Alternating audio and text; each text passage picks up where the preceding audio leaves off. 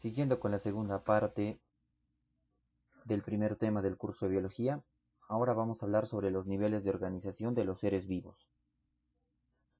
Gracias a los varios grados de complejidad que tiene la estructura de la materia, es necesario utilizar niveles que nos permitan entender cómo es la organización de cada ser vivo.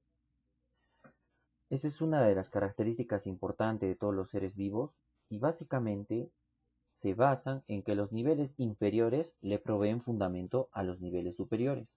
¿Esto qué quiere decir? Que un nivel inferior se va a unir para formar un nivel superior. En el siguiente diagrama nosotros podemos observar todos los niveles de organización de los seres vivos agrupados en tres niveles grandes: niveles químicos, niveles biológicos y niveles ecológicos. Los niveles químicos se caracterizan porque no tienen vida. Por eso es que también se les puede llamar como el nombre de niveles abióticos. Acá tenemos el nivel subatómico, el atómico, el molecular, el macromolecular, el supramolecular y el nivel de orgánulos. En los niveles biológicos se caracterizan porque básicamente sí hay presencia de vida. Por esa razón también le pueden llamar niveles bióticos. En este caso va a empezar desde el nivel de célula, de tejido, órganos, aparatos y sistemas. Los niveles ecológicos van a empezar desde el nivel de organismo. Y los organismos cuando se unen forman poblaciones y las poblaciones comunidades. Las comunidades interactúan con el medio inerte y forman un ecosistema y la agrupación de todos los ecosistemas forman la biosfera. A los niveles ecológicos también se les llama niveles superiores y la razón es de porque estos obviamente generan los últimos niveles. Los niveles más grandes y complejos o superiores de toda la organización de los seres vivos. Vamos a empezar con los niveles químicos. Los niveles químicos, como les decía antes, también son considerados niveles abióticos. En estos se pueden distinguir 6 niveles. El primer nivel se llama el nivel subatómico, que está formado por protones, por neutrones y electrones.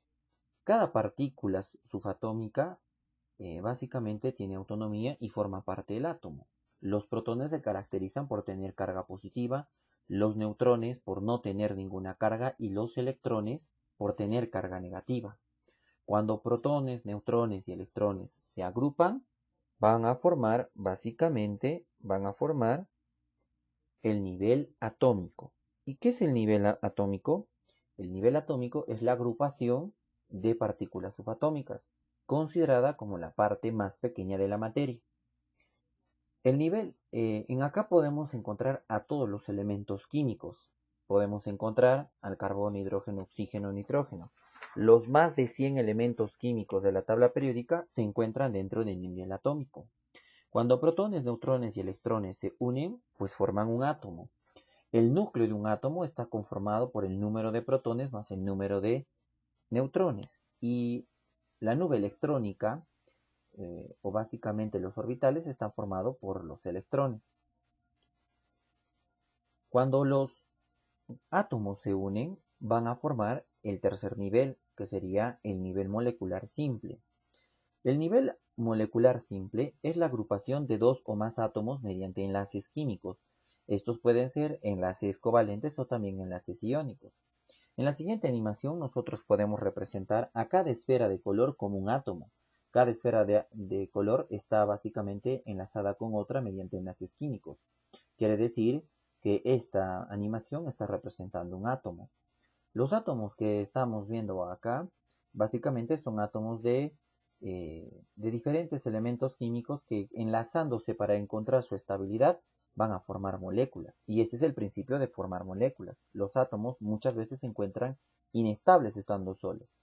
Cuando reaccionan van a formar básicamente moléculas. Y esto les va a generar una estabilidad. Por ejemplo, tenemos acá el bicarbonato de calcio o el carbonato de calcio. Ahora, hay un grupo de nivel de moléculas que pertenecen al nivel molecular que se les puede llamar biomoléculas o principios inmediatos activos. Por ejemplo, en este caso la glucosa. Estas biomoléculas o principios inmediatos se caracterizan porque se encuentran dentro de los seres vivos y tienen características peculiares porque se les puede considerar en algunos casos como monómeros. que cuando se agrupen van a formar un nivel superior mucho más superior. En este caso, chicos, vamos a tener algunos ejemplos de los niveles moleculares simples. Por ejemplo, los monosacáridos. Los monosacáridos son ejemplos de nivel molecular simple. Entre estos tenemos a la glucosa, tenemos a la fructosa, tenemos a la galactosa, tenemos a la maltosa, a la ribosa, a la desoxirribosa. También tenemos, en el caso del gliceraldehído, la dihidroxiacetona, ejemplos de componentes o monosacáridos que pertenecen al nivel molecular simple.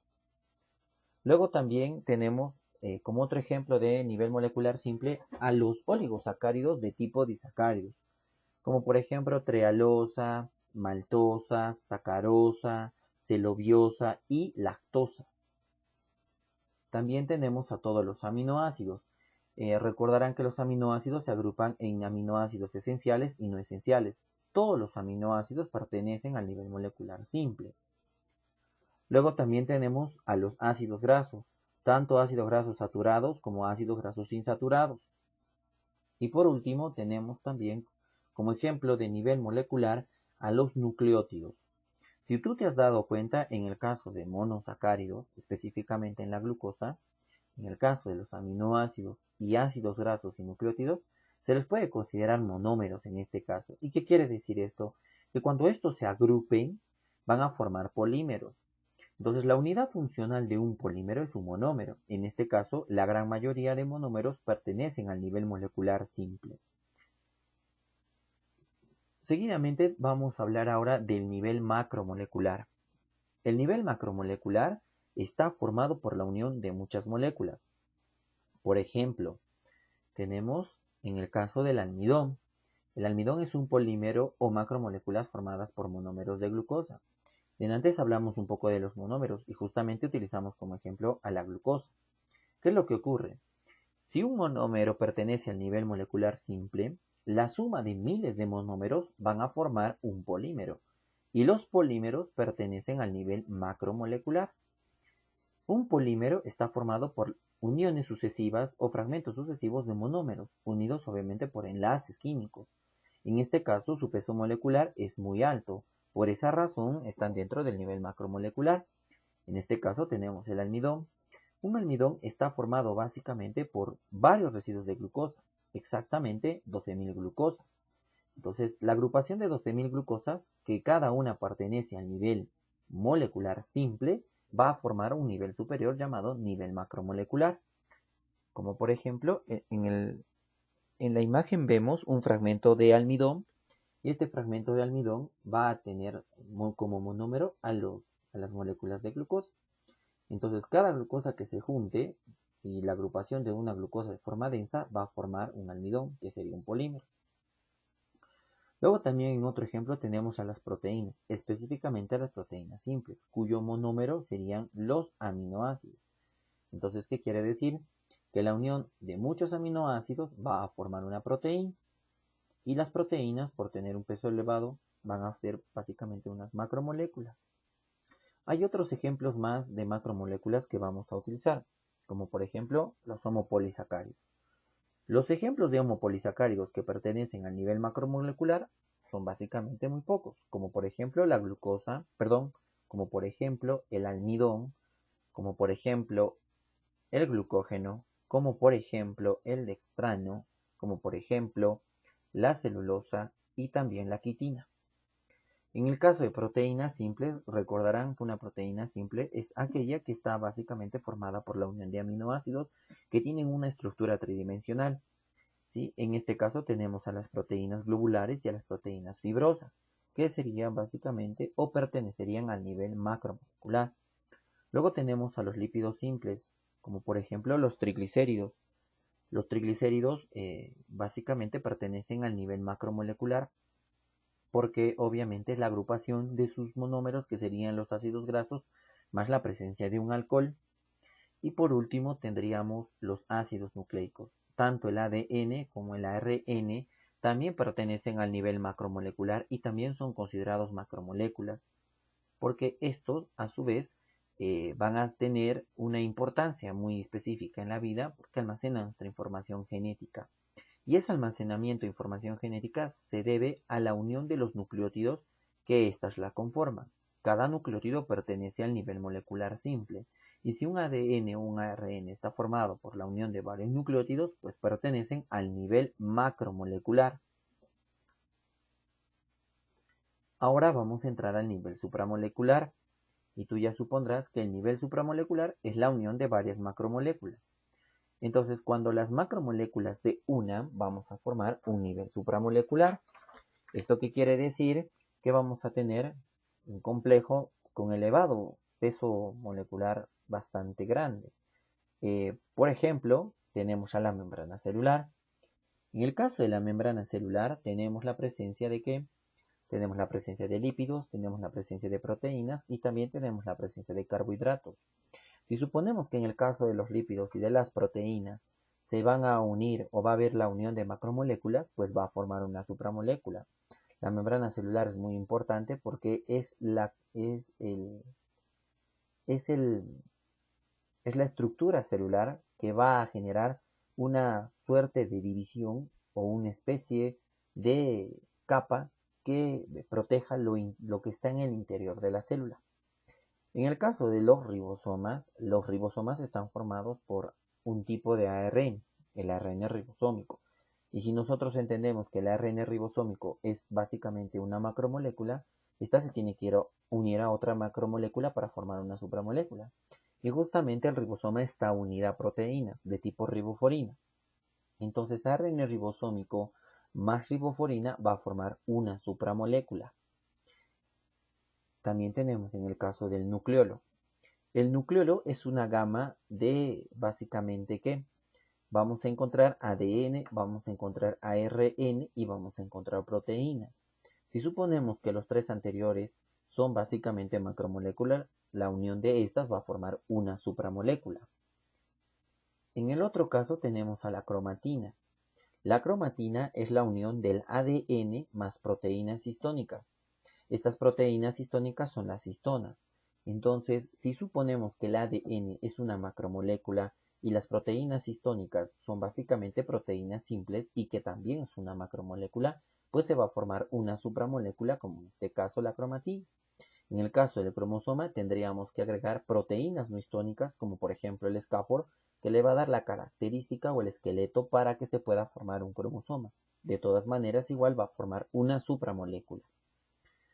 Igual acá tenemos el ejemplo de los heteropolisacáridos, como por ejemplo la hemicelulosa o como por ejemplo también tenemos la peptina. En el caso de la hemicelulosa es un heteropolisacárido formado por fragmentos de glucosa y específicamente fructosa. Esta hemicelulosa va a generar también la unión de algunos tipos de exosas derivadas que van a hacer una secuencia repetitiva. Y eso también va a generar una supramolécula. Y así sucesivamente tenemos como ejemplo las proteínas compuestas, tenemos a los lípidos compuestos y también tenemos la presencia de las nucleoproteínas. Bueno, acá tenemos una animación para ver cómo es el funcionamiento de la membrana celular y justamente estamos viendo la participación de algunas macromoléculas que forman parte de la membrana celular para hacer que ésta se considere una supramolécula. Ahora, la unión de supramoléculas va a generar un organelo celular. Los organelos celulares son complejos supramoleculares, o sea, es la unión de supramoléculas. Y otras pueden encontrarse estar asociadas a organelos. ¿Sí? Estos pueden ser, por ejemplo, básicamente los lisosomas, las mitocondrias, el retículo endoplasmático, el aparato de Golgi, los centrosomas y básicamente las vacuolas, que son parte básicamente del nivel de organelo. Con este nivel de organelo estaríamos terminando la explicación de, obviamente, los niveles abióticos. ¿Y qué quiere decir un nivel abiótico? Un nivel que básicamente no tiene vida. Si tú suponías que los organelos celulares tenían vida, pues no es así. Estos simplemente son complejos supramoleculares, la organización de supramoléculas, que van a responder como parte del funcionamiento de una célula, pero hasta ahí nomás, no son vida. ¿Sí? Son, podríamos decirlo, casi vida, pero no lo es. Ahora sí, vamos a entrar a los niveles estructurales o niveles biológicos. A estos sí les podemos decir niveles con vida. Por lo tanto, los niveles estructurales o biológicos también se les puede llamar niveles bióticos. Los niveles estructurales o biológicos van a dividirse. El primer nivel que es básicamente el nivel celular o también llamado el nivel citológico. Como les decía, este es el primer nivel biótico porque acá empieza la vida, donde se encuentran dos grupos de células. Por ejemplo, las procariotas, como en el caso de las bacterias, que en la siguiente animación podemos verlas. Las bacterias se caracterizan porque dentro de ellas no presentan una carioteca o envoltura nuclear. Quiere decir que su material genético está en contacto con su citoplasma. La división que tienen las bacterias es básicamente por bipartición, lo que generaría que tengan un ciclo celular muy corto y una replicación muy corta, y eso hace que las bacterias se puedan dividir rápidamente. Luego también tenemos a las células eucariotas, tanto células animales como células vegetales. Por ejemplo, las neuronas, el hepatocito o por ejemplo las células del parénquima clorofiliano, ¿sí? O por ejemplo podríamos tener también el xilema o el floema, ¿sí? Con las células que las conforman. En este caso, por ejemplo, vamos a tener una animación que está hablando de un tipo de célula eucariota como sería un protozoario. Este protozoario se llama paramecium, ¿sí? Y si ustedes pueden observar, en esta zona está apareciendo su macronúcleo, en esta zona tiene su micronúcleo. El macronúcleo tiene la función de la división del ADN, de la división celular, y el micronúcleo tiene la función básicamente de la síntesis proteica. Estamos viendo que la característica es de que en este caso se está haciendo presente una envoltura nuclear, lo cual generaría una protección a los genes que tienen estos organismos, además de la presencia de otros organelos que le van a permitir el funcionamiento de la célula. Y obviamente el normal, y la normal, y obviamente la normal organización que tienen estos organismos para generar básicamente sus ciclos vitales. Cuando las células se reúnen, van a formar el nivel tisular, histológico o hístico.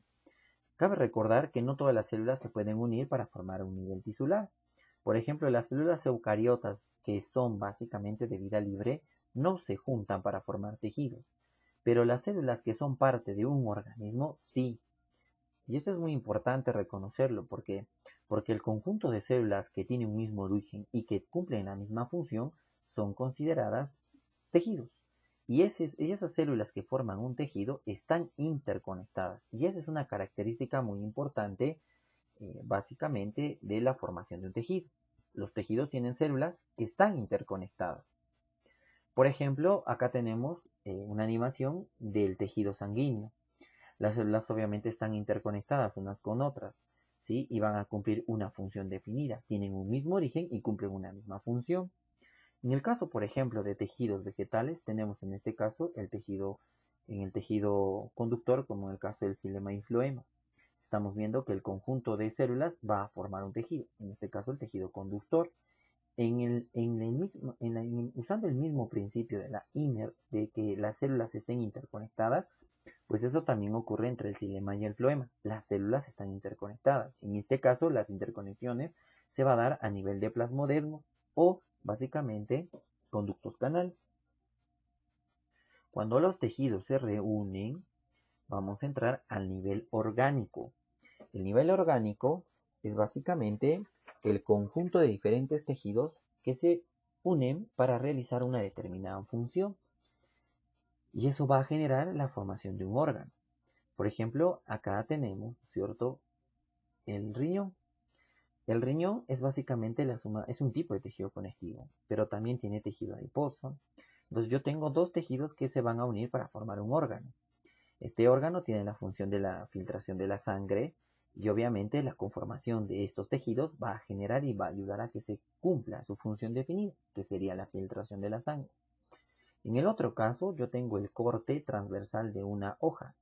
Como ustedes pueden ver, acá tenemos diferentes tipos de tejido que forman parte de una hoja y que obviamente la hoja se considera un órgano. Tenemos la cutícula, tenemos la epidermis superior, que sería un tipo de tejido, el mesófilo de empalizada y el mesófilo esponjoso, ¿sí? En el caso del mesófilo empalizada, es un clorénquima que no puede realizar fotosíntesis, ¿sí? Perdón, que realiza fotosíntesis, ¿no? Y un mesófilo esponjoso es básicamente un clorenquima que no realiza fotosíntesis. Entonces acá yo ya tengo un tipo de tejido que sería el tejido parenquimatoso clorofiliano. Si ustedes pueden observar acá, también tengo el xilema y floema. Es un haz vascular que formaría parte del tejido conductor.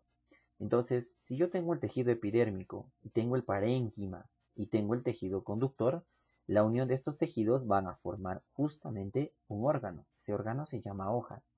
Entonces, es muy importante recordar, muchachos, que los órganos están formados por diferentes tipos de tejidos. Cuando los órganos se juntan, pueden formar aparatos o sistemas. ¿Qué es un aparato? El aparato es un conjunto de órganos histológicamente diferentes y que cumplen la misma función. Quiere decir que tienen diferente origen embrionario, como por ejemplo tenemos el aparato digestivo, el aparato respiratorio y el aparato reproductor. En el caso, por ejemplo, de un sistema, es básicamente el conjunto de órganos histológicamente iguales y que cumplen la misma función y que obviamente tienen el mismo origen embrionario. En este caso tenemos el tejido, el sistema nervioso, el sistema óseo y el sistema muscular. Si ustedes pueden ver en la animación, tenemos el sistema nervioso que está formado por el mismo tipo de tejido. En este caso, serían las neuronas. Estas neuronas obviamente tienen, son histológicamente, perdón, o van básicamente, ¿no es cierto? Las neuronas son células que van a generar un tejido histológicamente igual y que cumplen una misma función, que en este caso obviamente obedece a la propagación del impulso nervioso.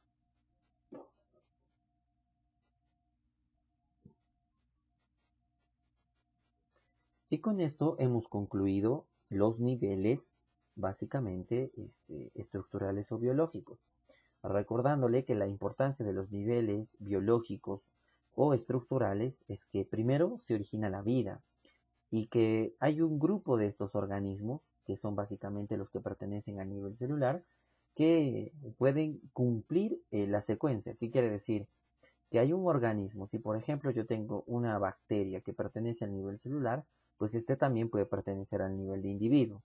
O que un protozoario que es de vida libre, o sea que no forma tejidos, pertenece al nivel celular y también al nivel de individuo.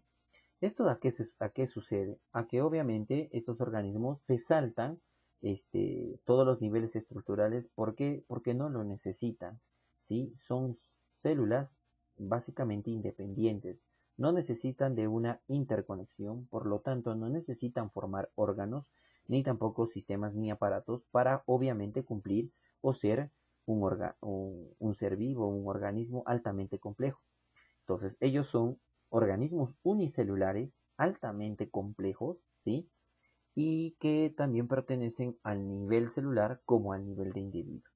Y justamente en el siguiente bloque vamos a hablar un poquito más del nivel de individuo o nivel de organismo.